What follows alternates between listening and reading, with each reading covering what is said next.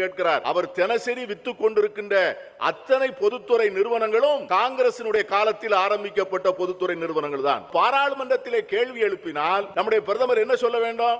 அதற்கு பதில் சொல்ல வேண்டாம். இன்னைக்கு ராகுல் காந்தி கேட்கிறார், உனக்கும் அதானிக்கும் என்ன தொடர்பு? நீங்களும் அவரும் சேர்ந்து எத்தனை முறை வெளிநாட்டு பயணம் மேற்கொண்டீர்கள்? நீங்களும் அவரும் சேர்ந்து எத்தனை முறை வெளிநாட்டு தலைவர்களை நீங்கள் சந்தித்தீர்கள்?